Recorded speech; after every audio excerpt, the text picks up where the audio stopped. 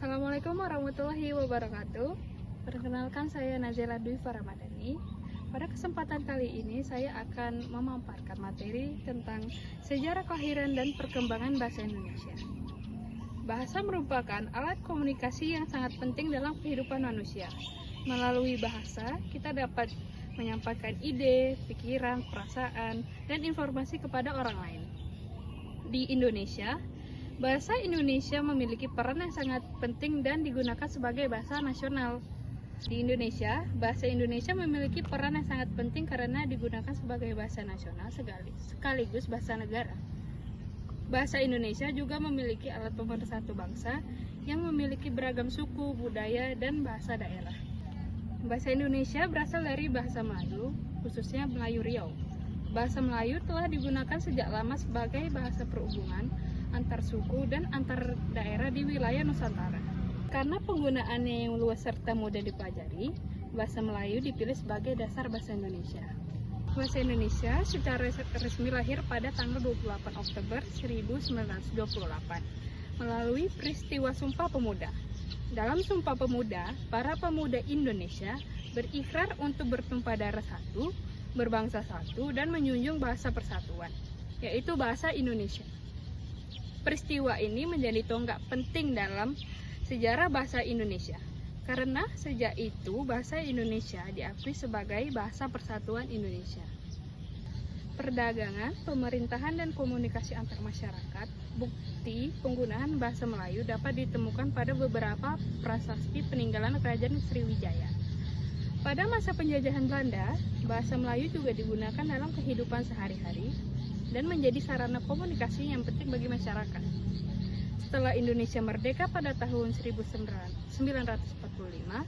bahasa Indonesia memperoleh kedudukan yang lebih kuat. Hal ini ditetapkan dalam pasal 36 Undang-Undang Dasar 1945 yang menyatakan bahwa bahasa negara adalah bahasa Indonesia. Sejak saat itu, bahasa Indonesia digunakan dalam berbagai bidang, seperti pendidikan, pemerintahan, hukum, media massa, dan kegiatan resmi lainnya. Perkembangan bahasa Indonesia terus berlangsung hingga sekarang. Banyak kosakata baru yang ditambahkan untuk menyesuaikan perkembangan ilmu pengetahuan, teknologi, dan komunikasi. Selain itu, pemerintah juga melakukan berbagai upaya pembinaan bahasa melalui penyusunan kamus, penyempurnaan eja, dan penyelenggaraan Kongres Bahasa Indonesia. Terdapat beberapa peristiwa penting dalam perkembangan bahasa Indonesia. Pertama, berdirinya Balai Pustaka pada tahun 1908 yang berperan dalam perkembangan bahasa dan sastra Indonesia. Kedua, Sumpah Pemuda tahun 1928 yang menegaskan bahasa Indonesia sebagai bahasa persatuan. Ketiga, Kongres Bahasa Indonesia pertama pada tahun 1938.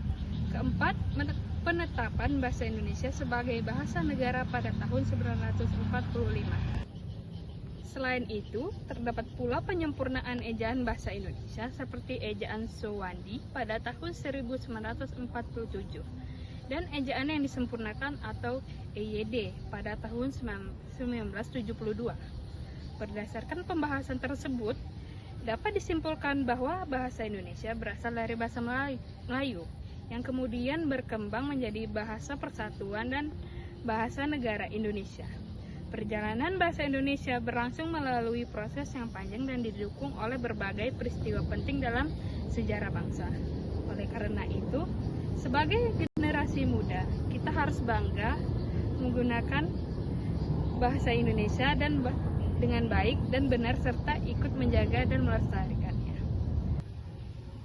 Sekian pemaparan materi yang saya sampaikan. Terima kasih. Sekian pemaparan materi dari saya. Lebih dan kurang saya mohon maaf. Terima kasih atas perhatiannya. Wabillahi taufiq walhidayah. Wassalamualaikum warahmatullahi wabarakatuh.